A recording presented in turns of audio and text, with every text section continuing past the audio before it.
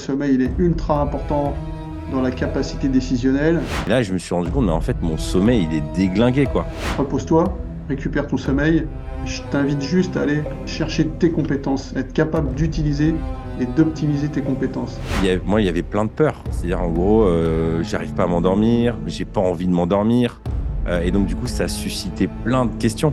Dès qu'il commence à y avoir des tensions financières, le management est différent. Les gens commencent à faire des choses moins rationnelles, moins réfléchies. Plus la situation est délicate, plus il faut être fin en management. Une des raisons pour lesquelles je me couchais tard, je rêvais du travail. Je revivais des situations, mais avec des émotions. Toutes les stratégies de contrôle, elles sont basées sur une émotion qui est la peur. Je veux tout vérifier tout le temps. Et ça parlera ça aussi aux dirigeants, aux managers. Plus on va monter, plus il va être compliqué de tout contrôler et plus ça peut être anxiogène pour ceux qui sont sous le contrôle. Et s'il y a bien une chose sur laquelle on a le contrôle, c'est le sommeil.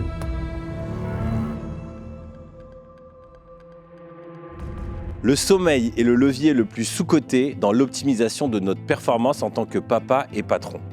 À l'arrivée des enfants, c'est le premier choc. La fatigue s'installe et vient tout bousculer. Je dois beaucoup à mon invité de cette émission. Il m'a ouvert les yeux sur l'impact colossal de mon manque de sommeil, sur ma santé, ma prise de poids, ma concentration et la gestion de mes émotions. Pierre Picoche est coach, préparateur mental. C'est pas un petit jeune de la vingtaine qui partage des conseils lus dans des livres. C'est un homme d'expérience, ancien militaire, il a formé l'élite de la gendarmerie et aujourd'hui il accompagne des dirigeants et sportifs de haut niveau à identifier le premier domino à faire tomber pour optimiser leur potentiel. Pourquoi on parle si peu du sommeil ? Parce qu'il n'existe pas vraiment de business rentable à créer autour de ce sujet. Pas de compléments alimentaires, pas d'app de méditation, ni de formation, ni de stage. C'est simple, efficace et ça peut régler de nombreux problèmes. Cette émission est pour toi qui vas avoir ton premier enfant, à toi qui as de nombreuses responsabilités et qui creuse ta dette de sommeil et voit tes facultés diminuer avec le temps, ta concentration, ta motivation, ta libido, ta prise de poids, peut-être une augmentation, une forme de paresse, de procrastination. Alors je te donne rendez-vous dimanche à 18h pour notre conversation où l'on décortique le rôle que joue le sommeil dans la vie d'un papa et d'un patron. Bon visionnage. Mon Dieu, donne-moi le courage de changer les choses que je peux changer, la sérénité d'accepter celles que je ne peux pas changer et la sagesse de distinguer entre les deux. Une citation de l'empereur et philosophe stoïcien Marc Aurèle. Alors Pierre, avec toi, j'ai appris l'importance d'un bon sommeil, qui à mon sens est un des domaines les plus sous-cotés du monde de l'entrepreneuriat. En quoi un mauvais sommeil peut changer notre perception de la réalité et donc, par rapport à la citation que j'ai dit juste avant, nous empêcher de distinguer, de discerner entre la bonne posture, l'acceptation, le courage, laisser passer ou alors forcer. Je veux bien ton retour là-dessus. Ah, c'est passionnant et tu commences déjà par une citation qui m'est vraiment très très chère. J'adore cette citation. Et s'il y a bien une chose sur laquelle on a le contrôle, c'est le sommeil. C'est bien le sommeil. Et oui, effectivement, c'est sous-coté. Aujourd'hui, et de plus en plus, c'est pratiquement par ça que je commence tous mes accompagnements. Hmm. Voilà, c'est-à-dire aller explorer le sommeil de la personne que j'accompagne. Et je dirais que dans la majorité des cas, c'est perfectible. Et j'entends souvent à la question que je pose de comment tu dors? Je dors bien. Ok, c'est quoi bien? Alors ça mérite vraiment d'être exploré. Pourquoi? Parce que quand on n'a pas un sommeil qui est satisfaisant, on a une perception qui est détériorée en fait de la réalité. On ne changera pas la réalité, mais ce qui est important par rapport à cette citation de Marc Aurèle, c'est de changer cette perception qu'on a de la réalité pour être au plus proche de quelque chose d'objectif. Voilà. Tu as des exemples, toi, dans ton parcours où le manque de sommeil t'a fait changer, t'a donné une mauvaise perception, puis après coup, tu t'es dit, mais là, je n'étais pas dans mes baskets, quoi. Ouais, c'est arrivé. C'est arrivé lors d'interventions. Je faisais un boulot dans le domaine de l'intervention à une période de ma carrière de gendarme où je bossais jour et nuit de manière intermittente. Donc, c'était pas régulier. J'avais un sommeil qui était pas idéal et j'avais pas tellement de techniques et de tips là-dessus. Donc, on tient un moment, mais malgré tout, il y a des fois où vraiment je ne comprenais pas pourquoi sur certaines inters, j'avais peur. Et en fait, j'avais des émotions qui venaient qui n'étaient pas celles que j'avais habituellement. Donc, je me suis rendu compte avec le temps que plus j'étais fatigué, plus ces émotions venaient et plus les peurs étaient fantasmées. Et Hmm, aujourd'hui, je me rends compte que c'est pratiquement systématique pour tout le monde, quoi. hmm. Donc spécifiquement, je me rappelle d'inter où on m'appelle pour des bagarres, des rixes, où je savais que c'était tendu, risqué, et, euh, et j'avais peur dans la voiture, quoi. J'avais peur quand j'y allais. Alors il Alors que fallait que, normalement, tu n'avais pas peur. alors que normalement, j'avais pas peur, il n'y avait pas de raison que j'ai peur. Alors il fallait que je fasse appel à une partie rationnelle de mon cerveau pour réguler cette émotion, mais ça fonctionnait toujours moins bien que quand j'étais serein, quoi. Alors la peur, elle est utile, mais elle est utile euh, quand elle est rationnelle et quand elle est, je dirais, au bon niveau. Voilà. La peur, c'est une émotion d'anticipation qui dit si tu fais pas ci, si tu fais pas ça, il risque de se passer ceci ou cela. Effectivement, j'ai raison d'avoir peur s'il y a une réelle disproportion entre les forces de l'adversaire et les nôtres. Mais si c'est pas le cas, il n'y a pas de raison d'avoir peur. Il y a des raisons d'être attentif, d'être prudent, mais il n'y a pas de raison d'avoir peur, quoi. Voilà. Si tu te connaissais, j'imagine, tu savais que le reste du temps, tu n'avais pas cette émotion-là, puis là, elle venait. Moi, ce qui me surprend dans ce que tu dis, c'est que j'imagine que dans la gendarmerie, dans l'armée, c'est des métiers intenses. On devrait vous enseigner, non, le sommeil, ce genre de choses, ou pas du tout? Alors, ça s'est venu un petit peu plus tard. En fait, je crois que les techniques d'optimisation du potentiel auxquelles j'ai été formé et qui sont les techniques qu'on inculque maintenant à tous les personnels en formation initiale, elles sont arrivées du constat qu'il y avait beaucoup de gens en perdition en gendarmerie. Et peut-être, on entend souvent parler des suicides dans les forces de l'ordre. C'est peut-être en réaction à ça que les techniques d'optimisation du potentiel ont été mises en place. Voilà. Mais avant, on n'en parlait pas finalement. Euh, C'était réservé au départ aux sportifs de haut niveau des armées. Et donc, toutes ces techniques de prépa mentale qu'on va inculquer à tous les militaires en général et à tous les gendarmes en particulier, elles sont issues de ce monde-là, du monde sportif, quoi. D'accord. Et donc, du coup, là, ton premier conseil, c'est de réussir à discerner si on a des comportements, des émotions qui changent d'habitude pour déjà voir si là, il y a un problème au niveau du sommeil. C'est en gros, déjà apprendre à se connaître. Ça serait un premier signe qu'il y a un problème de sommeil. Est-ce qu'il y a d'autres signes comme ça qui pourraient alerter quelqu'un en se disant: «Tiens, peut-être que là, mon sommeil me fait changer ma perception des choses»? Euh, en fonction de ton vécu, en fonction de ton expérience, tu vas supporter plein de choses. Et donc, tu vas sentir en fait toutes ces différences de comportement. Donc, c'est vraiment la différence de comportement qui va te donner un premier indice, comme tu l'as souligné. Maintenant, au-delà de rechercher ces différences, je pense que chacun devrait systématiquement aller explorer de temps en temps où il en est du sommeil. Mmh. Aujourd'hui, il y a vraiment du matériel qui est à la pointe pour ça. C'est toutes les montres connectées, il y a des petites applications sur le sommeil qui vont te dire exactement comment ton sommeil a été réparateur. Donc ça, pour moi, c'est vraiment un outil aujourd'hui qui permet d'aller explorer ça facilement, rapidement, et tout le monde peut se l'approprier très facilement. Maintenant, l'indicateur numéro un qui dit que tu as un sommeil qui est réparateur ou pas, c'est sur une période où tu n'as pas de dette de sommeil, et où tu n'as pas accumulé du sommeil pendant des semaines. Euh, Si quand tu te réveilles, tu n'es pas reposé, tu es fatigué, il y a un problème. Voilà. En fonction de notre capacité émotionnelle, de notre intelligence émotionnelle globale, on va plus ou moins avoir de capacité à gérer toutes ces problématiques de gestion du stress que j'évoquais et de gestion des émotions. Alors moi, j'ai une grosse capacité de maîtrise émotionnelle. C'est comme ça, je l'ai travaillé de manière consciente et inconsciente, et ça, c'est vraiment un de mes points forts. Mais ceci dit, on a tous nos limites et c'est ces limites-là que j'étais allé toucher. Voilà. Donc, est-ce que c'est vraiment utile d'aller toucher ces limites pour se rendre compte qu'on est fatigué? Je suis pas convaincu parce que ça fait des ravages intérieurs malgré tout. Alors, aller l'explorer tout simplement, ne serait-ce qu'avec une montre connectée ou s'interroger soi-même ou venir voir quelqu'un qui s'y connaît un petit peu en sommeil, voilà, ça c'est intéressant. La première fois où je t'ai entendu parler de sommeil, tu m'as challengé. Comme tu l'as dit, quand tu m'as accompagné, c'est un des premiers trucs qui est venu. Mais je te parlais, moi, de mes défis de leadership, de management, de mes doutes, ma difficulté à prendre soin de moi, que ce soit le sport, l'alimentation. Et ta réponse, je me souviens, elle m'avait surprise. Tu m'avais dit, bah, change rien pour le moment, mais attaque le sommeil. C'est-à-dire vraiment, vas-y à fond. Et j'avoue que ça m'a surpris, venant de toi qui a un parcours dans la gendarmerie, tu as eu des hommes sous tes ordres, tu as fait la formation. Je regardais sur Internet, sur Serenity, il dit que tu as formé plus de 5000 personnes au tir, techniques de combat, d'intervention. Moi, je te vois plus en sergent instructeur full metal jacket, en mode les gars, je vous mets la misère et en fait, il faut que je fasse de vous des durs, plutôt que gentil papa qui lit des histoires pour que tout le monde dorme bien.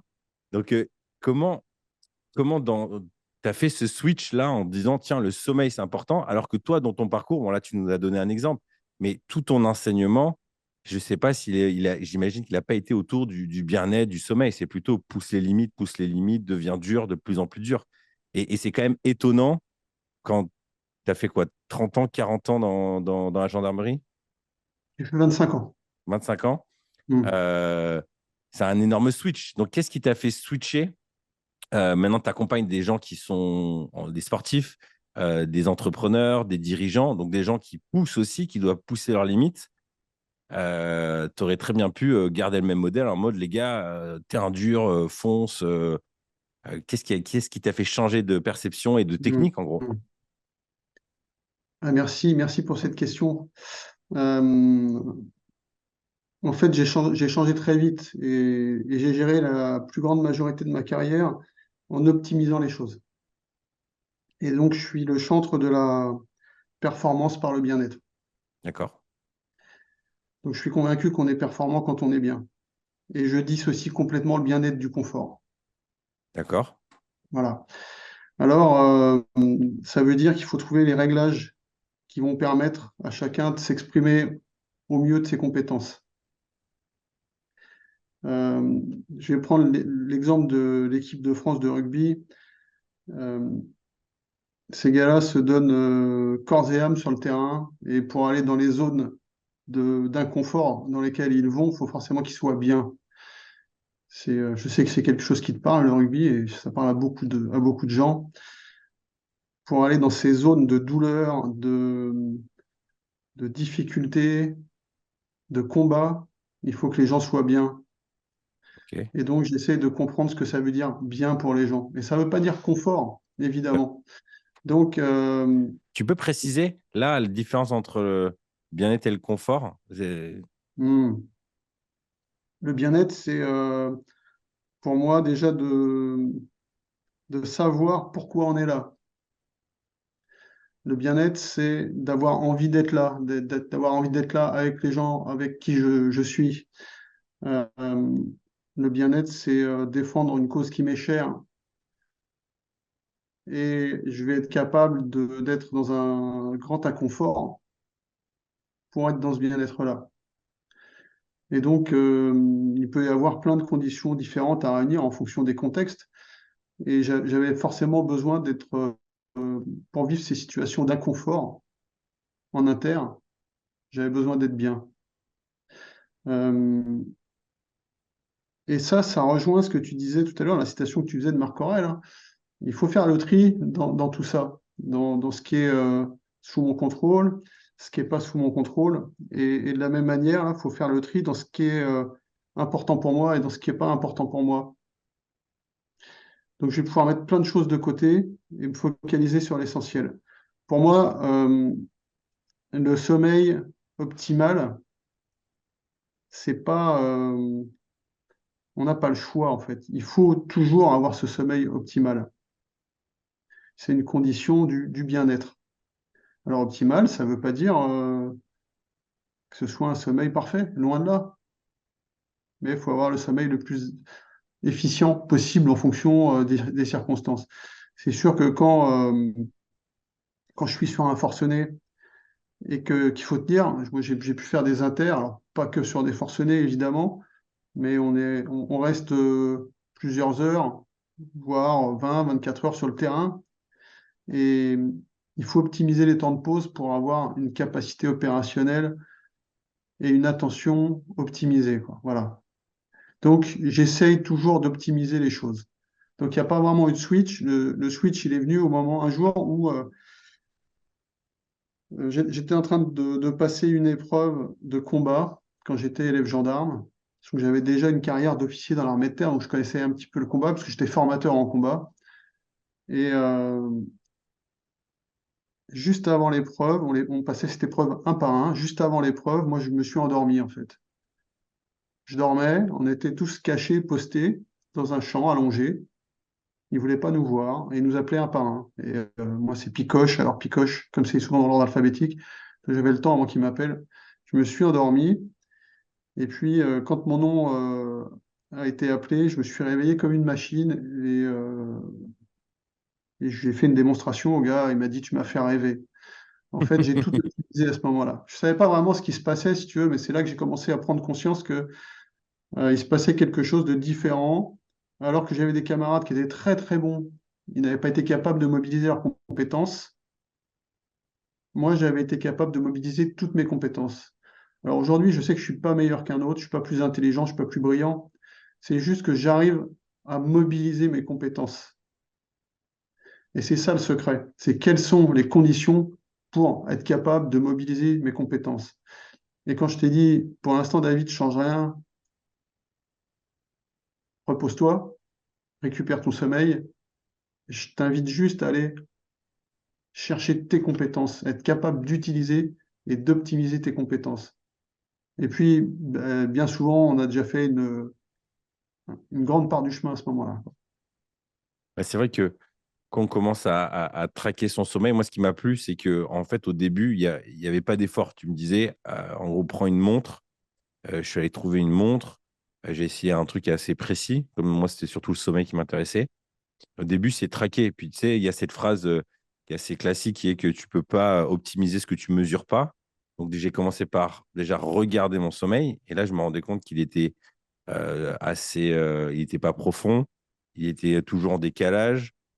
Puis il y avait plein de fois dans la semaine, moi je pensais que c'était une fois, par mois ou deux trois fois, mais en fait, je me rendais compte que plusieurs fois par semaine, j'avais des nuits de 4 heures, 5 heures, parce que je restais trop longtemps éveillé, à regarder des séries Netflix ou lire un livre trop longtemps. Je me rendais compte de ça. Puis en plus de ça, tu disais au début, mais ça on va y revenir peut-être un peu plus tard, que c'est un des rares trucs qu'on contrôle quand on est des parents de jeunes enfants, on contrôle pas non plus tout.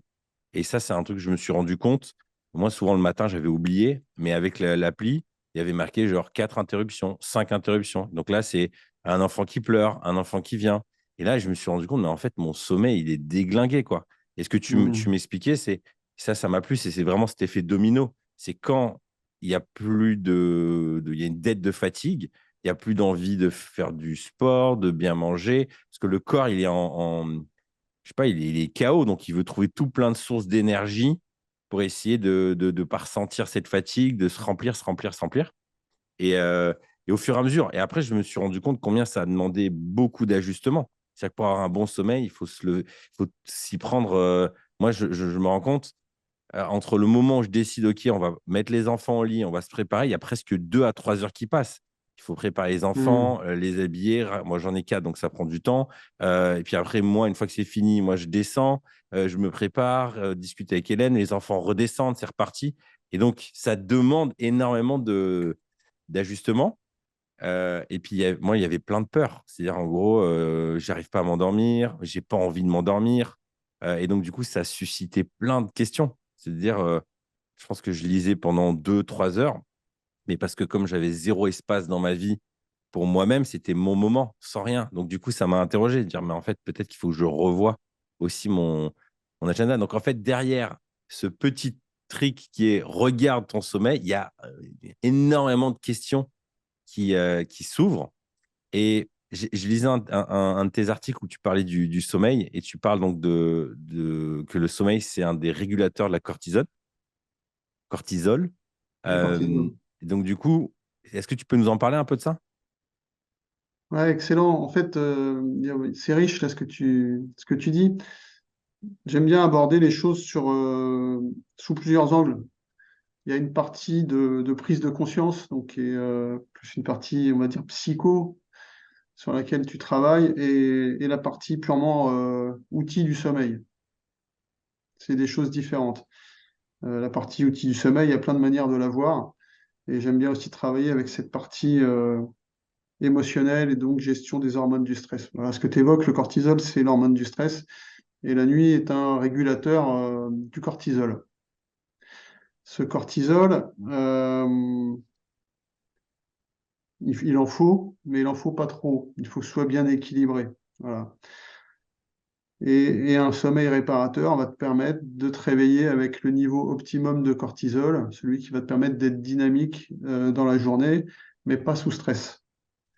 Et quand tu n'as pas régulé ça, tu pars déjà avec une dose de cortisol qui va être trop élevée ou trop basse. Et donc tu vas être en hyper ou en hypostress. Soit tu vas être trop mou, soit tu vas être au contraire trop stimulé. Et en fait, tu n'auras pas une réaction adaptée à la situation. Ce que j'aime, c'est en permanence essayer d'avoir la vision la plus objective possible de toutes les situations et de toutes mes compétences. Voilà. Être stressé, c'est OK. Le stress, c'est quoi? Il survient quand il y a un décalage entre une demande perçue et mes compétences perçues par rapport à cette demande. S'il y a un décalage réel, c'est-à-dire que la demande, la mission qu'on me donne, elle est trop compliquée pour moi par rapport à mes compétences, par rapport à mes moyens, c'est normal que j'ai peur. Si je prends l'exemple d'une rixe, une bagarre, comme je l'évoquais tout à l'heure, si j'ai 300 adversaires et qu'on est 10 et qui sont super énervés, c'est normal que j'ai peur et j'ai raison d'avoir peur. Et simplement, ce stress, cette peur, elle va me permettre soit de réduire la mission, et donc peut-être d'isoler un groupe qui correspond au mien pour pouvoir le traiter, soit de monter mes compétences et donc de demander du renfort, par exemple. Mais l'objectif, c'est d'avoir cette vision objective. Par contre, euh, si je suis à 10 contre 10 et que j'ai peur, là, c'est un problème. Et c'est ce qui se passe quand on a des déséquilibres de cortisol. C'est-à-dire qu'on va commencer à fantasmer des choses. Et déjà, le fait de bien dormir, ça nous permet de réguler ça. Ça ne suffit pas forcément, mais c'est déjà le premier élément qui va nous permettre de le réguler. Euh, D'autre chose, c'est que le stress nourrit l'insomnie nourrit le stress. C'est un Larsen, le truc. Ça tourne en boucle. Ça tourne en boucle. Et donc, il faut toujours essayer de trouver des points d'entrée à un moment pour essayer de casser cette spirale. Donc, tout le travail que je peux proposer, il est vraiment individualisé. C'est-à-dire qu'à chaque situation, on apporte et on travaille de manière collaborative avec la personne que j'accompagne pour vraiment trouver des solutions spécifiques. Mais on peut travailler avec de la respiration, de l'imagerie mentale, de la prise de conscience. Voilà, c'est les trois grands domaines à explorer, mais chacun de ces domaines, ça peut être l'histoire d'une vie, hein. Donc, ça peut prendre du temps.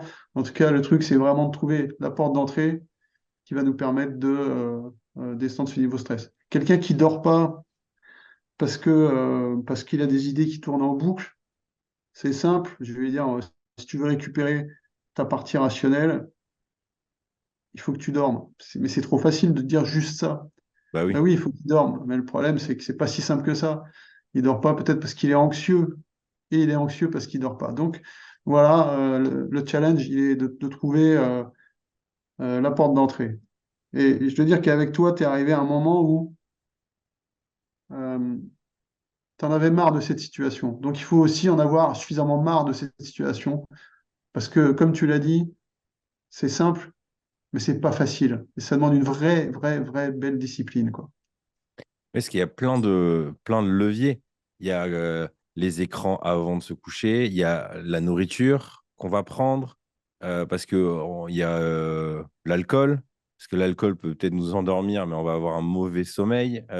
Si on a trop mangé, ben, en fait, on est KO, on dort, mais en même temps, on va faire des rêves. Il y a le temps, les rythmes. En fait, moi, j'ai découvert un monde en Hmm. allant là-dedans. Il y a plein de paramètres. Euh, mais qui sont hyper intéressants. Par exemple, tu vois, en ce moment, j'ai changé, on a changé notre routine depuis décembre avec ma femme. On s'est dit cette année, on va tout défoncer. Moi, j'avais besoin de me redonner un coup. On s'est bien reposé durant les vacances, on faisait attention au sommeil, mais là, on s'est dit, on va se lever tôt le matin pour pouvoir attaquer les trucs importants sans être dérangé et pouvoir finir plus tôt pour les enfants. Hmm. Donc, réveil 5 heures. Ça veut dire que notre rythme, le soir à 8 heures, il faut qu'on soit dans le lit pour s'endormir à 21 heures. Mais en même temps, les enfants, ben, ils mettent du temps à s'adapter à se coucher tôt, même s'ils se couchaient déjà tôt, mais 21 heures qu'il n'y ait plus de bruit, c'est compliqué. Donc parfois, je me couche plus tard. Ou alors même socialement, j'ai un événement, un dîner de networking ou quoi, ça se passe souvent le soir. Et du coup, moi, en ce moment, la question, c'est est-ce qu'il vaut mieux que je favorise la régularité, c'est-à-dire en gros, peu importe à l'heure que je me couche, je me réveille à 5 heures, ou au contraire, il faut que je favorise plutôt la quantité. C'est-à-dire en gros, ok, bah, ok, je passe je me lève plus tard. Et tu vois, je voyais dans mon application, j'ai fait ça, donc ça fait un mois, j'étais nickel. Juste ce week-end-là, ce week-end précédent, je me suis autorisé à me lever à 6h30 au lieu de 5 heures. J'ai eu une mauvaise note, alors que la quantité a été bonne. Et en fait, Hmm. j'ai pris conscience que lui, il favorisait plus la régularité des horaires plutôt que la quantité. Est-ce que ça, tu as ce regard-là aussi? Ouais, globalement, oui. Après, spécifiquement, il peut y avoir des réactions personnelles un petit peu différentes.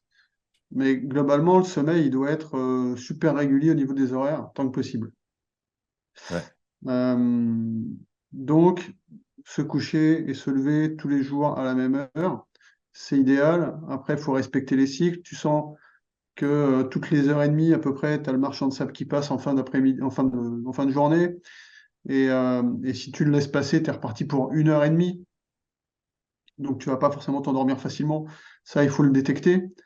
Euh, Tes cycles durent à peu près 1 heure et demie et ça va t'amener à un réveil presque naturel au bout de ton nombre de cycles. Si tu dors à peu près 8 heures, 8h30, 9 heures, tu vois, tu vas te réveiller naturellement. Il vaut mieux se réveiller un petit peu plus tôt naturellement que de dormir une demi-heure de plus et de se réveiller en plein milieu d'un cycle profond parce que tu vas être inconfortable pendant toute ta matinée. Tu Mm. vois. Donc il y a plein de raisons pour lesquelles il faut être attentif à ça et essayer de bien caler son réveil. Après, euh, si ponctuellement, tu n'as pas ton nombre de cycles dans la nuit, tu peux rattraper par une sieste. Mhm. Donc, soit une vraie sieste que tu vas faire sur 1 heure et demie, qui va te permettre de rattraper un cycle. On rattrape au maximum 2 cycles. Mais 2 cycles, pour moi, c'est trop parce que souvent, si tu dors 3 heures de sieste, ça veut dire que le soir, tu vas avoir du mal à t'endormir aussi. Donc ça Ouais. redécale. Globalement, les gens qui ont une dette de sommeil font une sieste le week-end et c'est bien, 1 ou 2 siestes le week-end. Ça permet de rattraper un cycle ou deux. C'est jamais idéal et je vais te dire pourquoi juste après. Par contre, moi, je suis un adepte des siestes. Je fais des petites siestes qui durent entre 2 et 10 minutes, pas plus. J'adore la sieste caféinée. Je prends mon café, je fais ma sieste, je me réveille, je bénéficie de ce petit coup de caféine en même temps que je me réveille et je suis reparti pour 4 heures. Voilà, ça me permet d'être efficace. Maintenant, attention au fait de retirer des cycles de sommeil parce que tous tes premiers cycles dans la nuit, ils vont te fournir plus de sommeil profond et moins de sommeil paradoxal. Donc, ils vont te reposer physiquement. Donc, tu vas pouvoir te sentir bien reposé. Par contre, le sommeil paradoxal, qui est plutôt présent sur les derniers cycles et donc en fin de nuit, lui, il va plus te reposer au niveau mental, parce que c'est là que la régulation de cortisol va se faire. Donc à chaque fois que tu te retires euh, des cycles, c'est toujours les derniers, parce que c'est glissant, c'est pas parce que je me lève à 5 heures comme tous les jours que j'aurai mon dernier cycle. Non, ça va glisser tout ça. C'est-à-dire que si tu te couches à minuit, ton premier cycle, il va commencer de minuit à 1 heure et demie. Et donc au bout du bout, il te manquera un cycle ou deux. Et il te manquera les 2 derniers cycles. Voilà. Ouais. Et comme j'aime bien l'évoquer, si on n'a pas notre nombre de cycles, c'est-à-dire que si systématiquement je retire un cycle, je dis, ah, moi je dors 6 heures par nuit. 6 heures par nuit, ok. Un dormeur normal, c'est autour de 8 heures. Si je dors 6 heures par nuit, je peux considérer qu'il me manque au moins un cycle, si ce n'est plus, par nuit. Le bilan, c'est que ça me fait une nuit, l'équivalent d'une nuit blanche par semaine. Wow. Mais en plus, je ne retire que les derniers cycles. Donc, que ce qui me repose le plus mentalement. Ah ouais, c'est énorme. Donc, je paye très très cher. Et voilà pourquoi le sommeil il est ultra important dans la capacité décisionnelle pour nous tous, dans la perception qu'on a, mais évidemment pour les décideurs, pour les dirigeants, pour les managers, bah, évidemment c'est ultra, ultra, ultra important, quoi. Et puis, alors dis-moi si c'est lié, mais j'avais j'avais découvert que dans ce sommeil paradoxal, c'est le moment où le cerveau il traite les informations de la journée et il les classe. Et que parfois, quand il nous est arrivé une émotion trop forte ou il y a eu un clash ou quelque chose qui nous a un peu choqué, en fait, si le cerveau ne le traite pas, ça va rester dans une partie du cerveau où ça reste vif. Et du coup, le cerveau n'a pas eu le temps de processer. Et du coup, on va avoir parfois des réactions démesurées ou trop émotionnelles parce qu'on a l'impression de revivre la scène parce que le cerveau ne l'a pas traité. Est-ce que ça, c'est. Tu confirmes ça? Ouais, tout à fait. Alors, ça permet déjà de fermer plein de pages. C'est un petit peu comme ton ordi, si tu veux. Si tu fermes pas les pages, ça va te prendre de la bande passante en permanence. Donc, ça va te prendre de l'énergie. Et puis, il y a des trucs sur lesquels tu vas pas être à l'aise. Tu exprimes une espèce de mal-être par rapport à une situation parce que tu n'auras pas pris le temps. On dit la nuit porte conseil. Bah, c'est cette partie-là de la nuit qui porte conseil, en Mmh. fait. Voilà. Donc, il faut la laisser se faire. Il faut la laisser se faire, euh, je dirais pratiquement systématiquement. Voilà. Moi, c'est Donc, la partie que je détestais. Parce que une des raisons pour lesquelles je me couchais tard, c'est que justement, si je dormais trop, je rêvais du travail. Je revivais des situations, mais avec des émotions. Voilà, des inconforts. Et je détestais et je déteste encore faire ça. Là, en ce moment, ça m'arrive beaucoup. Mais du coup, maintenant, j'ai changé ma perception de la situation. Je me dis, bah, en fait, c'est bien. Je suis en train de le traiter. Mais il y a quelque chose d'assez inconfortable parce qu'on a l'impression d'embarquer le boulot dans le lit, quoi. ton cerveau a besoin de ce moment-là pour se libérer de plein de choses inconscientes, en fait. Donc, il faut le laisser travailler. C'est, tout ne peut pas être sous contrôle. J'aime bien cette différence entre le contrôle et la maîtrise. Et donc, cette partie inconsciente, il faut la laisser faire. Vas-y, contrôle, maîtrise, c'est quoi la différence? Ah, alors ça, c'est beaucoup plus global. Moi, c'est une philosophie que j'essaye d'appliquer. Toutes les stratégies de contrôle, elles sont basées sur une émotion qui est la peur. Je veux tout vérifier tout le temps. Et ça parlera ça aussi aux dirigeants, aux managers, aux décideurs. Plus on va monter euh, et plus il va être compliqué de tout contrôler et plus ça peut être anxiogène pour ceux qui sont sous le contrôle. A contrario, la maîtrise, c'est des stratégies qui sont basées sur la joie et sur le bonheur plutôt. Donc, je vais prendre, en fait, les situations seront les mêmes, mais je vais avoir un mindset complètement différent pour les gérer. Dans les deux cas, ça va nécessiter une grande compétence, mais il y aura beaucoup plus d'acceptation de justement ce que je peux maîtriser ou pas, de ce qu'évoquait Marc Aurèle. Euh, voilà, si j'arrive à faire ce distinguo, à ma foi, la vie elle est quand même beaucoup plus simple et beaucoup plus facile. Une forme de En fait, stoïcisme. C'est en ouais, gros, je encore une décide de fois. mettre mon énergie sur ce que je peux vraiment contrôler, maîtriser. Du coup, le maîtrise, ça m'appartient plus que le contrôle, c'est vouloir forcer. Voilà. Ce serait ça? Et puis c'est surtout, surtout quand je travaille en équipe, quand je travaille sous le contrôle, je vais fliquer tout le temps en permanence, je vais avoir peur que les gens fassent pas bien leur boulot. Mais en réalité, le boulot, il sera jamais fait comme je veux le faire, mais des fois, il sera mieux fait.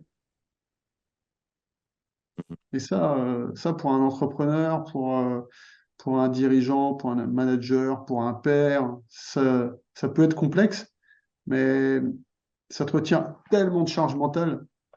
Et puis, une fois que tu as réussi à faire confiance aux gens et à toi-même, bah, chacun donne le meilleur de lui-même, quoi. Et donc, ce système-là, il fonctionne beaucoup, beaucoup mieux. Ouais. Ce matin, pour préparer cette conversation, j'ai écouté un résumé d'un livre qui s'appelle Sleep Revolution, donc la révolution du sommeil. Il balance pas mal d'infos. Il y a une info qui m'a surpris et qui va motiver plus d'un, je pense, aussi euh, concernant le sommeil, c'est que ça a un énorme impact aussi sur notre sexualité, sur nos désirs, que ce soit les hommes ou les femmes. Mais en particulier sur les femmes, je suis tombé sur un passage et j'ai trouvé ça croustillant. C'est une étude qui a été faite en 2015 avec une corrélation directe entre la libido d'une femme et la quantité de sommeil profond qu'elle a. Et chaque heure supplémentaire de sommeil, c'est une augmentation de 14% de probabilité qu'elle ait plus de désir dans la journée qui suit. Et je me suis dit, Mmh. c'est dingue, même à courte échelle, le sommeil, en fait, on sait aussi que le sexe et la sexualité, la libido, c'est vraiment un élément du bonheur, en fait, ça nous rend vivants. Mais je pense à tout plein de couples qui, c'est un sujet compliqué. Bah, peut-être que c'est un des premiers leviers aussi à dire, bah là, on a peut-être besoin de se reposer pour faire remonter le désir et réactiver la pompe. Ouais, exactement. Et tu te rends compte que quand tu es sur une période où tu as bien dormi, euh, ce qu'on appelle le réveil triomphal arrive plus facilement. Donc, donc, le réveil triomphal, c'est le fait chez l'homme de se réveiller avec une érection. Et donc, c'est toute une mise en route physiologique. Idéalement, pratiquement, on devrait se lever euh, avec ce réveil triomphal systématiquement. Tu sens bien que physiologiquement, tu as une transformation, tu as plus chaud, tu as Mhm, cette érection. Et chez la femme, il y a aussi des réactions au niveau des organes génitaux. mhm. Voilà.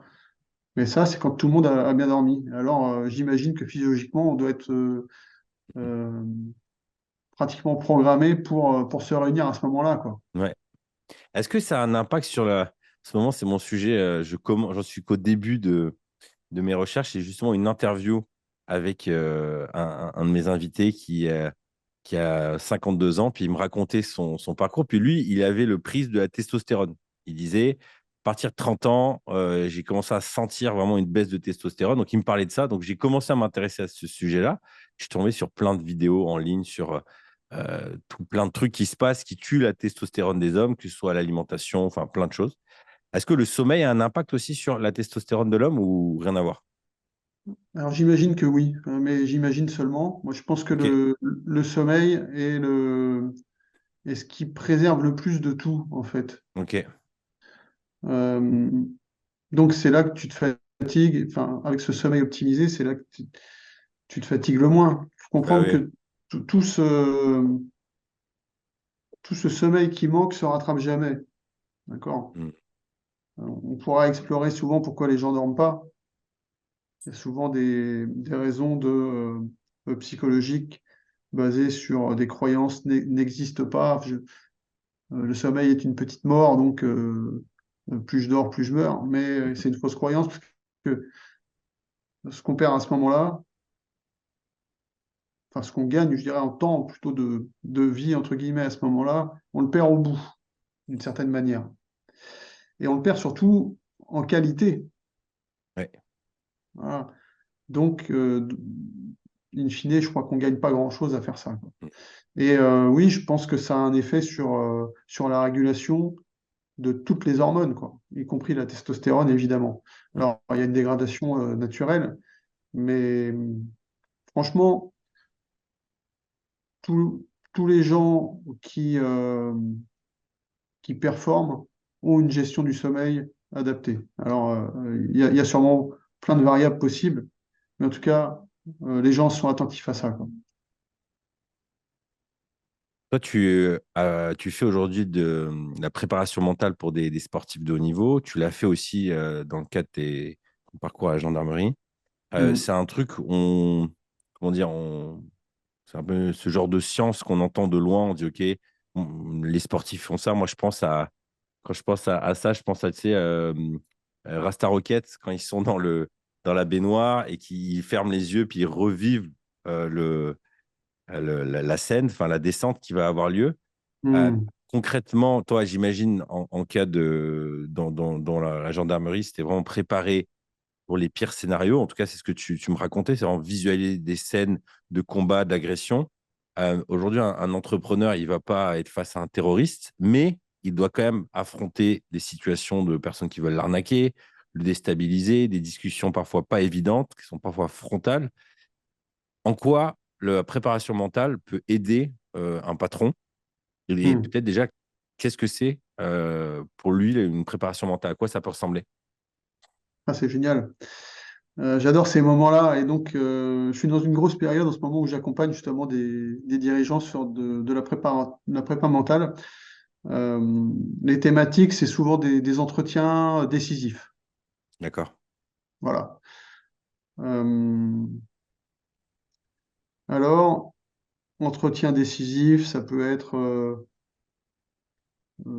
avec les financeurs. C'est tendu, on sait la tension qu'il y a en ce moment sur le marché.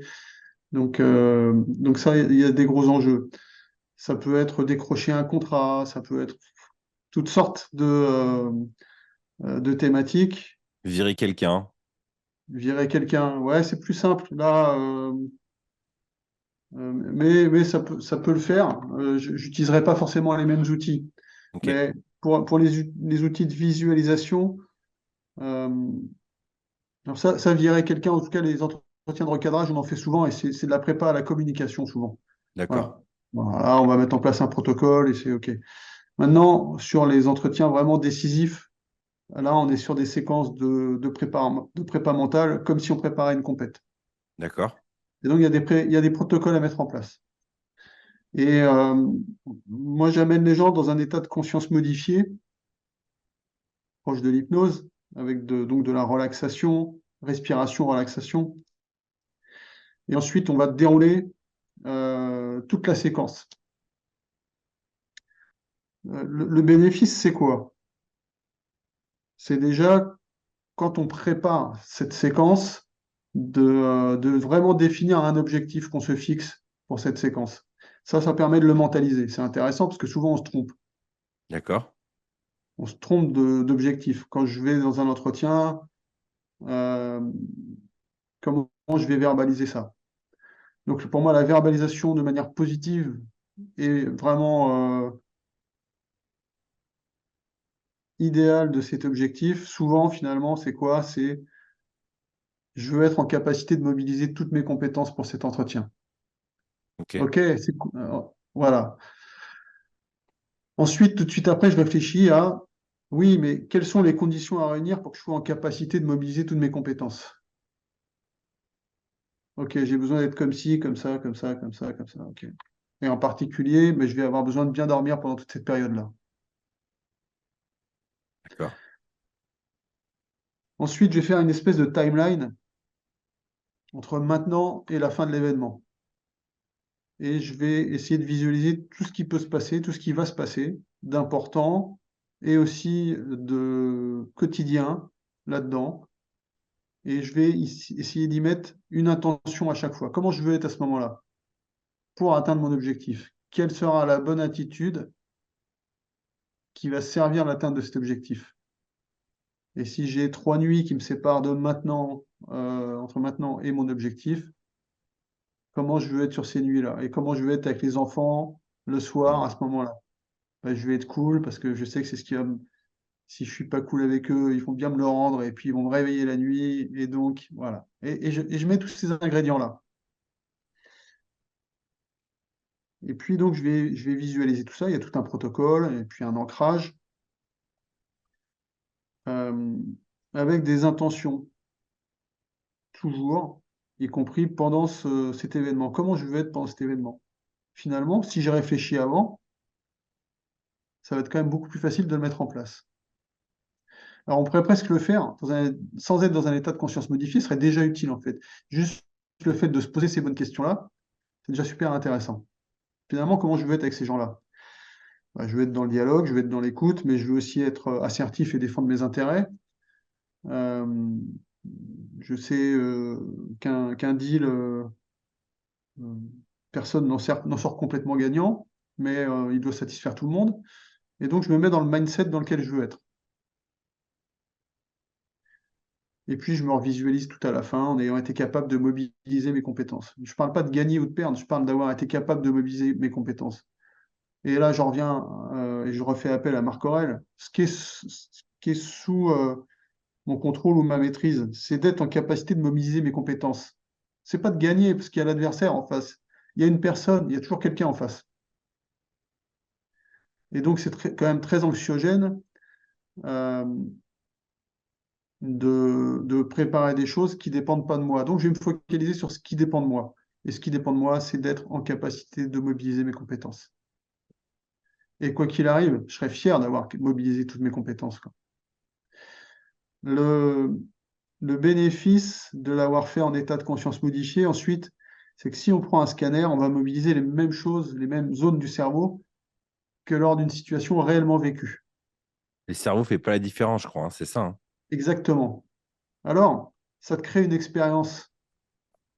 Il n'y a pas d'inconnu. Tu sais que tu l'as déjà fait. Ton cerveau sait qu'il l'a déjà fait. Hmm. Donc, tu es capable de le faire. Et puis, j'y ajoute toujours la capacité à réagir à tout ce qui se passera autrement que ce que tu as prévu. Dans toutes les prépas que je fais, ça se passe jamais de toute façon tel qu'on l'a prévu. Mhm. Et c'est OK, évidemment, que ça se passe autrement.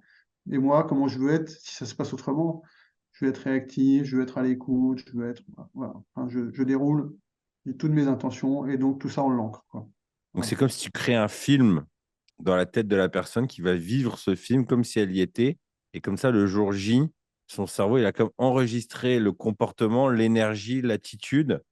Et c'est un acteur, quoi. Elle n'a plus qu'à jouer le rôle, quoi. Ouais, exactement. Et quand tu l'as déjà joué, le rôle, c'est quand même beaucoup plus facile de le Ah rejouer oui. une deuxième fois, quoi. Et toi, quand tu étais dans la gendarmerie, tu as des exemples comme ça de situations que tu avais préparées et ensuite, le jour J, comment ça s'est passé par rapport au plan? Ouais, alors les situations qu'on prépare le plus comme ça, c'est les interpellations domiciliaires. Ok, Voilà, donc c'est ces interpellations d'individus dangereux,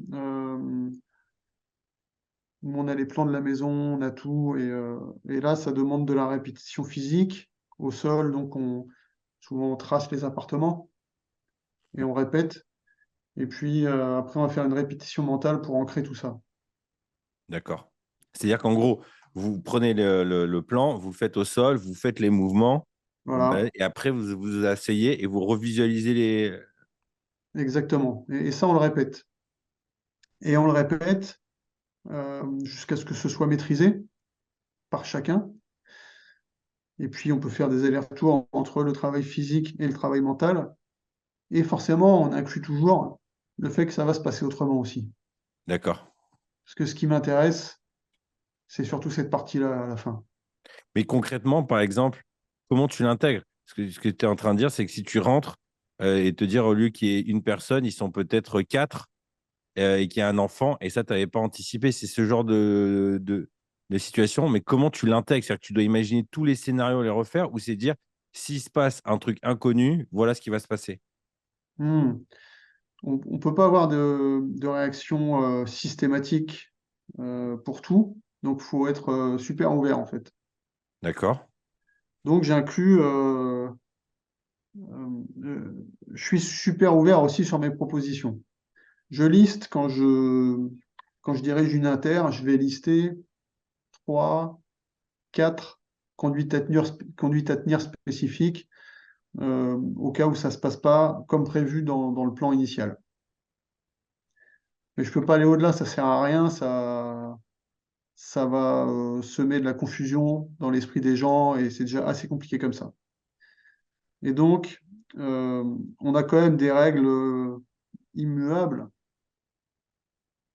et donc on va faire appel à ces règles immuables à ce moment-là. Par exemple? Par exemple, ben, un enfant, tu vas pas lui mettre un coup de genou dans la tête, quoi, tu vois, même s'il se met à crier.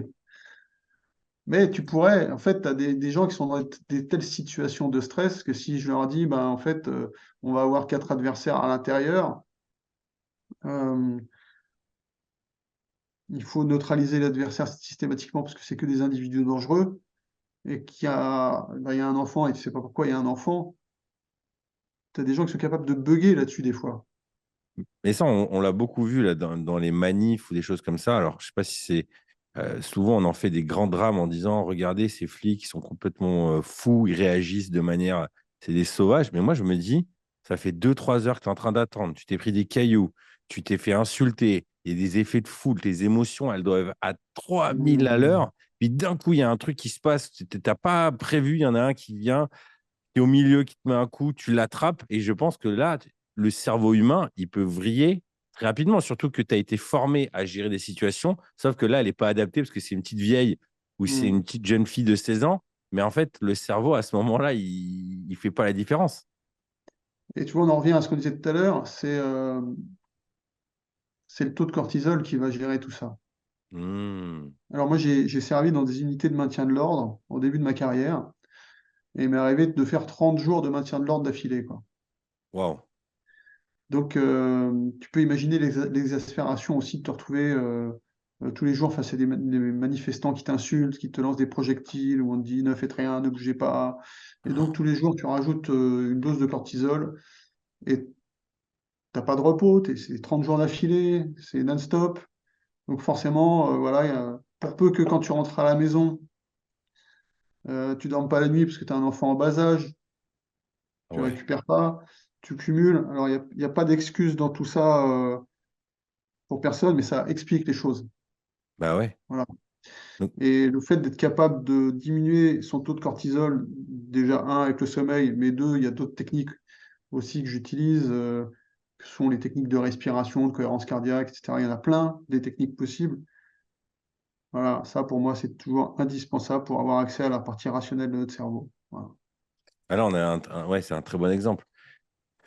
Moi, ça, c'est un truc, je pense, dans une autre vie, si j'avais pas de famille d'enfants, l'adrénaline de l'émeute ou de la manif, c'est un truc. Enfin, je me suis toujours interdit d'aller dans une manif ou quoi parce que j'imagine que tu as les instincts primaires, l'effet de foule qui doit monter. Et en tant que policier aussi, ça doit être, enfin, gendarme ou CRS, c'est presque un truc du Moyen Âge, quoi. C'est des charges à l'ancienne, quoi. Et une Ouais. fois, je me suis retrouvé à Bordeaux avec mes enfants, on devait bouger. Puis là, c'était le moment où les gilets jaunes, c'était très chaud. Ils étaient en train de quadriller la ville, ils avançaient. Je les voyais venir avec leurs boucliers et j'avais l'impression d'être dans une scène du Moyen Âge, quoi. Et, Mmh. j'imagine que ça doit être très compliqué. Comme tu le dis là, t'as pas de sommeil, t'as beau avoir été formé du mieux que tu peux, très compliqué à garder ton sang-froid, quoi. Mmh. Et puis à chaque échelon, c'est super important. Parce que commander la manœuvre, ça demande aussi d'avoir beaucoup de clairvoyance. Ouais, Alors pour les chefs, là aussi, la maîtrise émotionnelle, elle est ultra, ultra importante. Pourquoi? Bah, simplement pour ne pas être impacté par ce qui est en train de se passer émotionnellement, y compris quand tu as des personnels qui sont au sol, qui sont blessés, et simplement prendre les bonnes décisions en permanence en prenant en compte tout le système qui évolue devant toi, quoi. Les ah ouais, manifestants, les personnes à protéger, manifestants, les forces de l'ordre. Enfin, voilà, il y a toujours ouais. énormément de données à prendre en compte et il faut rester pragmatique et, et optimiser en permanence les choses. Les situations, elles sont dégradées, mais on le sait, hein, de toute façon. Il n'y aurait pas de maintien de l'ordre s'il n'y avait pas de situation dégradée, quoi. Ouais. Donc Mais la capacité à diriger de manière intelligente, elle est primordiale aussi, quoi. et Et tu vois, je inverse. vais rapprocher ça des dirigeants en situation de crise. Aujourd'hui, j'accompagne beaucoup de dirigeants et vraiment, j'ai tellement appris, en particulier avec Serenity, tellement appris de ces dirigeants, c'est magnifique. Et je vois que dès qu'il commence à y avoir des tensions financières, le management est différent. Et les gens commencent à faire des choses moins rationnelles, moins réfléchies.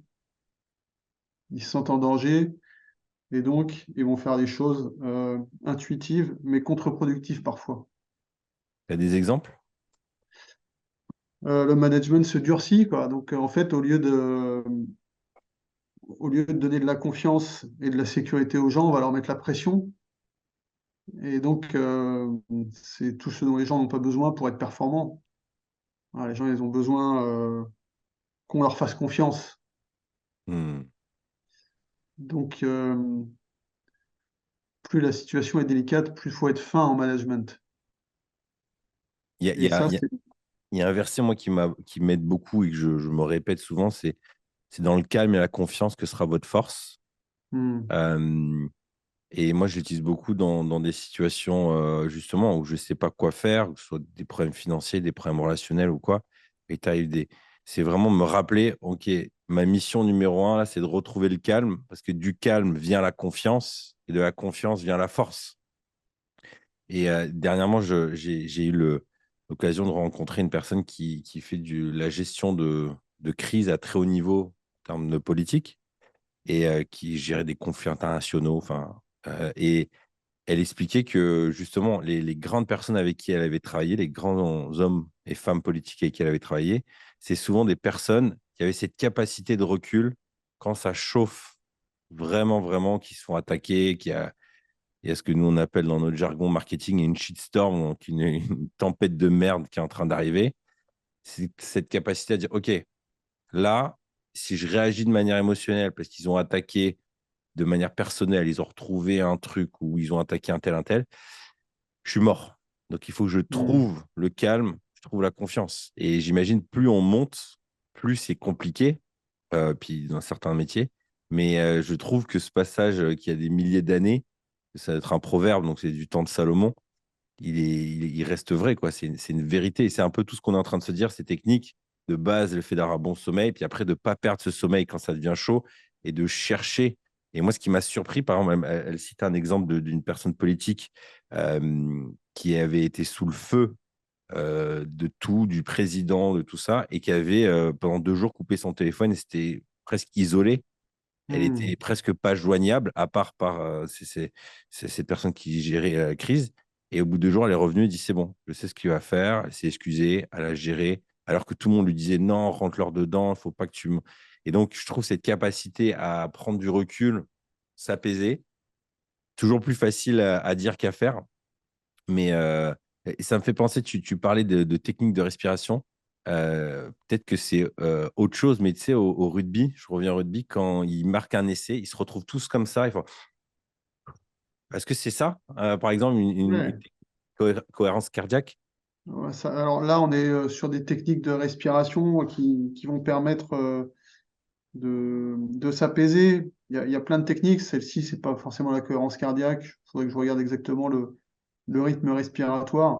Je pense plutôt que, en fait, tu as ton système nerveux autonome qui fait que tout ce qui fonctionne automatiquement fonctionne plus ou moins bien. Tout ce qui est respi, cardio, voilà, tous tes systèmes qui doivent fonctionner de manière automatique fonctionnent grâce à ce système nerveux autonome. Lui, il est divisé en deux parties, c'est le système sympathique et le système parasympathique. Ok, Le système sympathique, il active les choses et il te dynamise. Le système parasympathique, il te détend, il amène à l'apaisement. Et donc, c'est l'équilibre entre les deux qui fait que tu seras au bon niveau en permanence. d'accord. Voilà. Et donc, tu vas plus ou moins activer les choses. Et le système d'entrée qu'on a pour essayer d'influencer ce système nerveux autonome, c'est la respiration. D'accord. Et l'inspiration stimule le système nerveux euh, sympathique, donc active plutôt, Mhm. s'active à l'inspiration. Et l'expiration, elle, va mettre en œuvre le système nerveux parasympathique. D'accord. Donc, tu vas être plutôt détendu à l'expiration. Et donc, en jouant sur tes temps d'inspi et d'expi, tu vas avoir une influence sur euh, ta nervosité. Mhm. Donc, j'imagine que quand ils se réunissent, les rugbymen, à chaque fois qu'ils ont marqué, déjà, ça permet de recréer une cohésion. Ça permet, et ça Galtier l'expliquait, d'éviter d'avoir des pensées parasites, de se recentrer sur le groupe. Ça permet de générer de l'ocytocine, qui est l'hormone du partage. Mhm. S'ils ont gagné, s'ils ont marqué des points, ils vont capitaliser dessus aussi. Et puis d'activer ce système nerveux parasympathique plutôt, parce qu'en général, ils ont plutôt besoin de se calmer un petit peu. Et donc, ils inspirent sur un temps et ils expirent sur 3, 4 temps. Donc, avec le même volume d'air, si tu veux te détendre et te relâcher, tu vas inspirer et ensuite expirer doucement et profondément.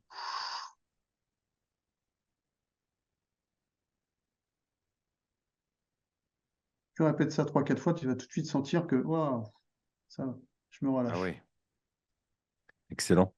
Et à l'inverse, si tu veux te dynamiser, tu vas inspirer sur 2 ou 3 temps et expirer de manière dynamique.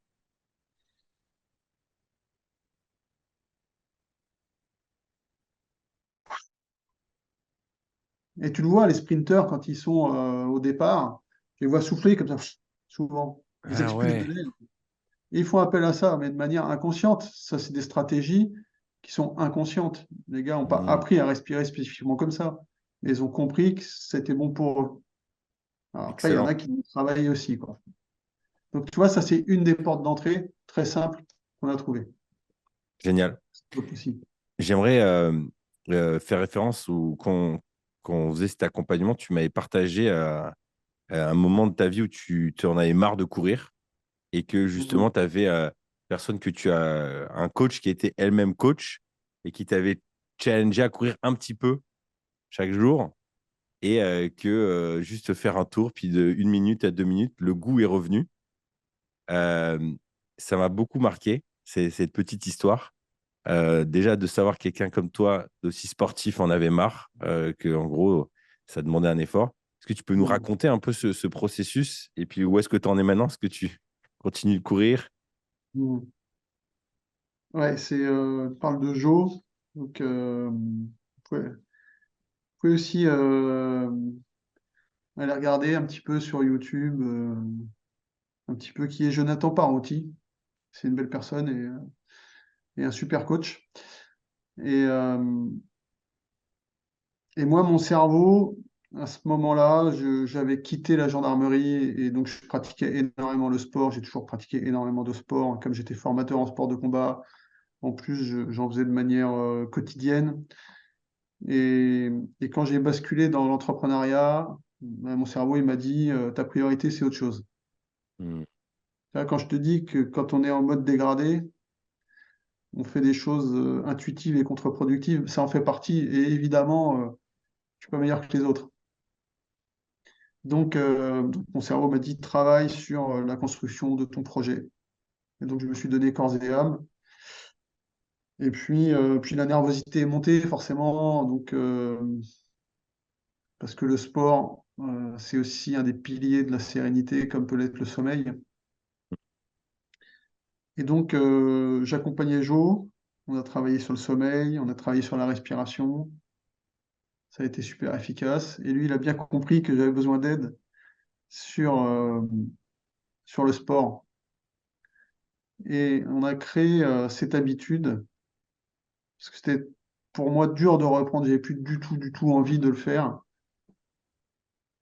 Mais ce qui m'a permis de reprendre, c'est de générer des habitudes en commençant par très peu de temps par jour. Mais par contre, de me tenir à y aller tous les jours. Et, euh, et oui, ça a été efficace et j'ai retrouvé la forme et je continue. C'est durable, c'est pérenne. Ce qui est intéressant, c'est que en fait, mon cerveau, il est allé dans le confort, il a commencé à créer des connexions neuronales de compensation, de choses de faciles. J'avais plus envie de faire ces efforts-là. Et, et il a fallu reconstruire des connexions neuronales pour reprendre ces habitudes-là. Et il faut 15 jours, 3 semaines pour que ces connexions neuronales soient renforcées. Et donc, c'est forcément des temps difficiles où on n'a pas envie de faire. À partir du moment où on en est conscient, ben, on porte nos efforts là-dessus. Et le fait de le faire régulièrement, ça renforce ces connexions neuronales. Et puis après, 5 minutes, c'est vite devenu 10, 15, 20, 40. Et maintenant, je fais entre 40 et 1 heure, au moins C'est 3 fois génial. par semaine, quoi. C'est vrai que Au moi, c'est moins 3 fois. une découverte en ce moment. Enfin, c'est pas une découverte mentale parce qu'en fait, ma femme est une pro des routines et des petits pas. Toute sa communauté, ce qu'elle a bâti est autour de ce concept-là. Mais moi, j'écoutais toujours ça de loin. Moi, j'étais l'homme des gros coups, tu vois, genre. Et depuis cet été, justement, je me suis dit, bon, allez, je vais changer un peu ma stratégie. C'est un peu un changement de vie. Et je vais faire des petites choses. Et puis j'ai repensé à ce que tu m'avais dit. Et du coup, je me suis dit, OK, tous les jours, je vais faire un peu de sport. Mais allez, 10 pompes, quelques abdos, des burpees. Mais genre, il faut pas que ça me prenne trop longtemps et je vais écouter un audio, une musique ou alors un livre audio ou une histoire. Moi, je me suis motivé. Je suis allé sur Audible, j'ai pris des romans. J'aime bien écouter des romans médiévaux et Hmm. c'était mon rendez-vous. Donc, j'ai essayé de me motiver en mode, ah, j'ai pas envie d'aller faire du sport, mais je vais écouter une histoire et j'ai envie de connaître la suite. J'ai commencé pareil avec 5 minutes, après 10 minutes. Et puis en fait, ça a continué. Je me suis blessé en septembre à la jambe, mais j'ai continué. Je me suis surpris à me dire, tiens, c'est encore, je lâche pas, je lâche pas, je lâche pas. Et aujourd'hui, j'ai un peu changé mes techniques, mais je suis 30 minutes de rameur tous les matins, tu vois, Hmm. depuis cet été jusqu'à maintenant. Donc il y a quand même pas mal, peut-être 6 mois qui sont passés. Mais j'aurais jamais imaginé. Et là, maintenant, du coup, je suis motivé. Je me suis mis à faire de la natation. Donc, je me dis, tiens, ça, c'est nouveau. Et en fait, ce qui m'avait marqué dans ta petite histoire, c'est que c'était quelques minutes. Puis en fait, le goût vient au fur et à mesure. Et c'est vraiment s'inscrire dans le temps, mais dans le fait de ne pas lâcher. C'est vraiment Ouais, la routine, routine, routine, routine, routine. exactement. Gérer, créer une habitude, quoi. Vraiment.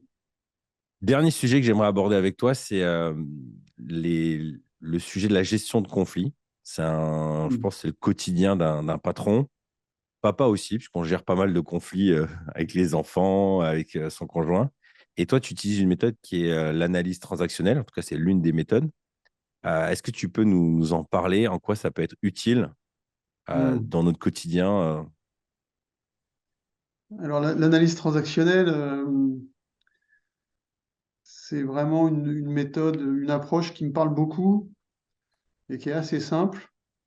Je l'utilise dans la gestion de conflits, mais en fait dans toutes les relations. Et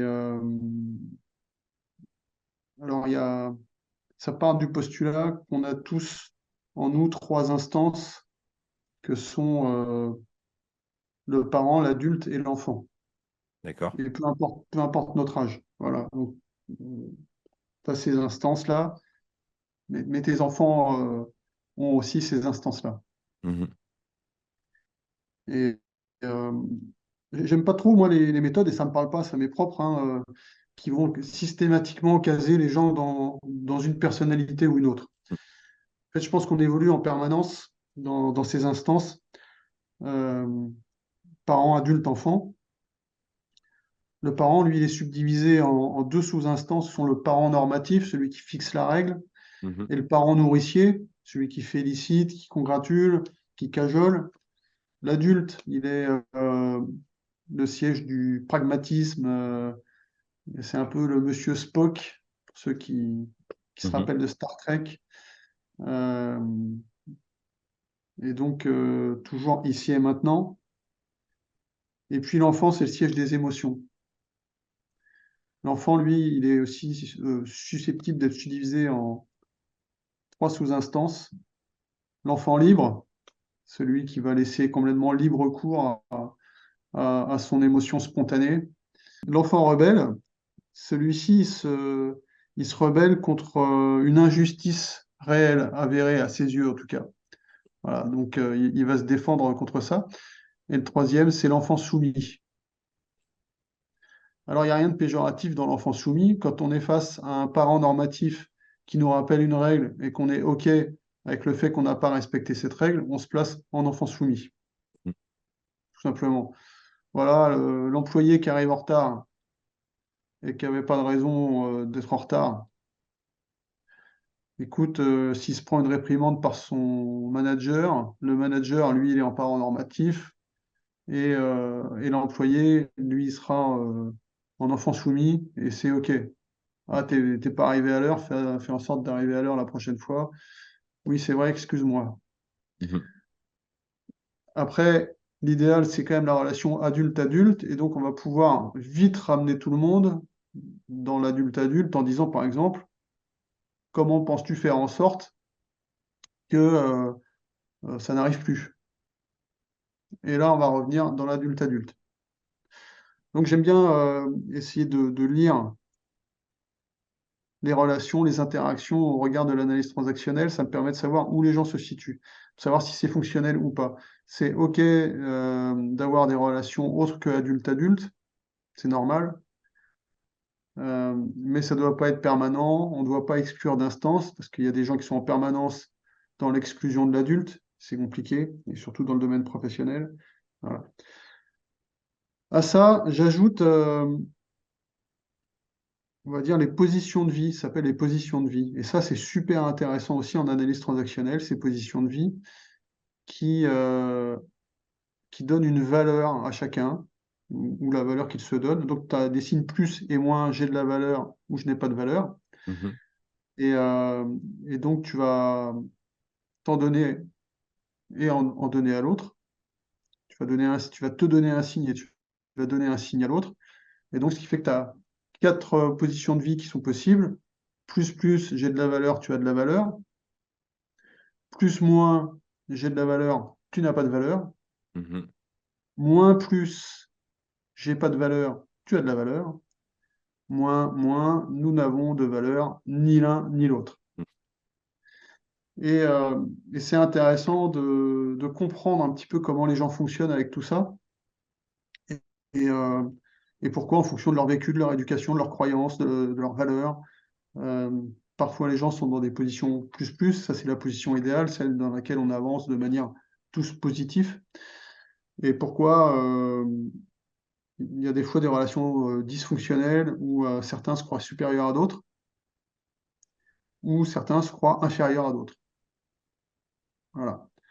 Donc, l'idéal dans cette gestion de conflit, c'est d'essayer d'avoir des relations plus, et puis de constater euh, où on en est en termes de relations parents, adultes, enfants, face à face, et d'essayer de rétablir donc une relation adulte-adulte plus, c'est vraiment l'idéal, quoi. Alors pour ça, il y a des protocoles qui ne sont pas des protocoles forcément d'analyse transactionnelle, mais qui fonctionnent vraiment très bien. Moi, j'accompagne. Ça, c'est vraiment des accompagnements qu'on fait de manière je dirais très fréquente, quoi. En tout cas, c'est un bon outil pour déjà se discerner dans la situation, de dire est-ce que là, je fais la victime? Est-ce que je suis plutôt enfant soumis? Est-ce que je suis Mm. en mode agressif? Déjà, se discerner soi-même. Et puis ensuite, arrête de discerner la dynamique qui est en train de se jouer en face. C'est vrai que c'est un peu un exercice mental. Puis au bout d'un moment, en tout cas, quand on essaie de conscientiser des situations, c'est un très bon outil pour ramener les choses à quelque chose Mm. de sain. Je voulais en parler parce que en tant qu'entrepreneur, si on veut que nos équipes grandissent et avoir des relations saines, c'est un très bon outil de Mm. discernement. Alors, vraiment, il y a une chose qui est importante, c'est que notre éducation, globalement, elle nous amène, enfin, elle amène beaucoup de gens à une croyance. Et donc, il y a une grosse assimilation du dirigeant et du manager à l'autorité parentale. Voilà. Ça, je le constate très souvent. Donc, de la part du dirigeant, du manager qui prend cette posture, et de la part aussi des subordonnés qui prennent la posture enfant. Et donc, Mmh. on a très vite une relation parent-enfant qui s'instaure. Mmh. C'est fréquent. Je ne dis pas que c'est systématique, bien sûr, mais ça arrive quand même souvent. Il faut pas que ce soit le cas trop souvent. Et pour faire grandir les gens, il faut essayer de les sortir de ça. Maintenant, c'est surtout un problème quand en plus euh, ça donne une relation plus-moins en faveur de l'un ou de l'autre, mais souvent c'est le dirigeant en plus et, euh, et l'employé en moins. Ça crée un vrai déséquilibre de valeur. Et donc tous les gens qui ont ce syndrome de l'imposteur, etc., ben, ils sont souvent dans ce schéma-là, quoi. Et comme dirigeant, comme tu dis, pour faire avancer, pour élever ses équipes, il faut vraiment euh, essayer de mettre tout le monde individuellement et collectivement dans une relation plus-plus. Ça, c'est indispensable. Après, effectivement, essentiellement adulte-adulte, mais pas que, puisque les gens ont besoin de signes de reconnaissance et que comme dirigeant, tu vas les féliciter, tu vas te mettre en parent nourricier, eux, ils vont se mettre en enfant soumis, c'est OK, c'est très bien comme ça aussi. Après, ça peut aussi avoir des situations où, tu vois, moi, je me souviens de périodes où j'étais pas très. Moi, je suis un autodidacte de l'entreprise, donc j'ai pas fait de formation là-dedans. L'entreprise commence à grandir. Je recrute des gens plus âgés, plus expérimentés dans leur domaine. Donc, je suis à l'écoute, je suis quelqu'un d'assez ouvert. Et moi, j'ai des moments, en fait, c'était l'inverse. C'était moi qui étais en moins et Hmm. la personne en plus qui me disait, tu sais, normalement, ça se fait pas comme ça devrait se faire comme ça. Et du coup, il y avait un côté où moi, j'ai mis des années à comprendre ça, de me dire, en fait cette posture-là, elle n'était pas saine. La personne essayait de prendre une assise sur moi, à me montrer que elle sait, à me diminuer, et ça me faisait pas Hmm. du tout grandir. Alors que la personne qui veut vraiment m'apporter m'élever et élever l'entreprise avait une logique complètement différente. C'est trop bien ce que vous faites, il y a ça, ça. Est-ce que vous avez pensé à ça? Est-ce que dans le passé, vous avez déjà testé? Donc, c'est vraiment quelqu'un qui me fait grandir, donc qui veut Hmm. apporter de la valeur en valorisant l'autre. Mais, mais parfois, j'ai identifié, j'en ai eu plusieurs, parce que c'est moi qui les attirais ou pas, mais qui avaient une volonté justement de rabaisser pour s'élever. Hmm. Alors c'est complexe, hein. Euh, il y a plusieurs choses. Il y a ta perception de la situation et il y a la situation. Et Oui. déjà, ça, c'est deux choses différentes. Et la situation, toi, tu la lis avec tes filtres. Mhm. Et tes filtres, ils seront en fonction de ta position de vie, justement. Mhm. Et donc, si a priori, euh, inconsciemment, hein, évidemment, ce serait trop simple de le faire en conscience. Si inconsciemment, tu as construit un petit schéma qui t'a amené à te dire cette personne-là est meilleure que moi, MEF, Mhm. et ben tu vas tout voir dans ce sens-là. Mhm. Voilà. Donc, il faut y être attentif. Plus tu vas être fatigué, et tu vois, on boucle la boucle, plus tu vas fantasmer ces choses-là. Et et il y a tellement de raisons de se tromper entre ce que la personne a exprimé. Alors déjà, entre ce que la personne avait au fond de son cœur, ce qui a été mixé dans son cerveau, ce qui est sorti de sa bouche, et ce qui a fait le chemin inverse en toi, il y a autant d'étapes où vous pouvez vous tromper. Et donc, c'est pour ça qu'on met en place des protocoles qui vont permettre d'essayer de connecter les gens entre eux pour que déjà, euh, ça n'arrive pas. Alors, ça peut arriver, mais des gens dysfonctionnels, vraiment, il y en a assez peu finalement. Je me rends compte que c'est souvent plutôt des problèmes de communication Oui, oui. que vraiment quelqu'un qui a envie de prendre la place de quelqu'un d'autre. Ça arrive, je ne dis pas que ça n'arrive pas évidemment, mais souvent c'est ça. C'est maladroit et mais ça a un vrai impact, hein. Mhm. Ben, Ça a moi, un j'aime vrai bien aimé impact. ce que tu as dit en introduction. C'est que dans la plupart du temps, ça dépend des situations, ça dépend de la journée, ça dépend de la période dans laquelle on est. Et puis, dans une même journée, en fonction de à qui on parle, on va changer peut-être de posture. Donc, on n'est pas forcément défini tout le temps comme ça. Il y a des gens qui ont quand même ce rôle-là. Ils aiment bien jouer ce rôle-là, mais ouais. Ouais, après quelqu'un qui est en permanence en plus-moins, c'est dysfonctionnel, quoi. C'est limite Mhm. pathologique. Ouais. Donc c'est pas bon. Quelqu'un qui est en moins plus, de la même manière, en permanence, c'est quelqu'un qui aura des tendances plutôt dépressives. Mmh. Voilà, donc ça peut être OK d'y être de temps en temps, le moins possible, mais encore une fois, c'est vraiment une question de mindset et moi Mmh. j'invite les gens que j'accompagne à donner le meilleur d'eux-mêmes et donc d'avoir accès à leurs compétences et tu sais, à partir du moment où tu as donné le meilleur de toi-même, bah, c'est OK, hein. Tu sais qu'il y a des gens meilleurs, il y en aura toujours des gens meilleurs, mais en tout cas, si je suis capable de donner le meilleur de moi-même, bah, ça me va et je me rends compte d'une chose, c'est que quand les gens donnent le meilleur d'eux-mêmes, en général, ça fonctionne quand même très, très, très, très bien, quoi, à tous les Super. niveaux, quoi. Et bah, je crois que ce sera le mot de la fin. Heu, Un grand merci en tout cas pour cet échange. Grand merci pour ton invitation, c'était un vrai bonheur. Si cet échange a fait écho avec ton propre cheminement, je pense que tu vas apprécier l'e-book que j'ai rédigé pour les papas, patrons, pèlerins. Adieu la culpabilité des parents entrepreneurs. J'ai mis à l'écrit 17 pensées qui m'ont aidé à réduire de 30% ce sentiment de culpabilité. Tu sais, cette impression de ne pas être assez présent pour ma famille, pour mon travail. Pourquoi 30%? Tout simplement parce que ce sentiment ne disparaît jamais vraiment. Bien géré, il est un indicateur, mais non contrôlé, il fait beaucoup de dégâts. Cela fait des années que je travaille sur ce sujet, car la culpabilité est très présente en moi et c'est un sentiment qui se transmet de génération en génération. Et je ne veux pas refiler ça à mes enfants. Trop lourd à porter. La culpabilité, c'est porter l'entière responsabilité des événements.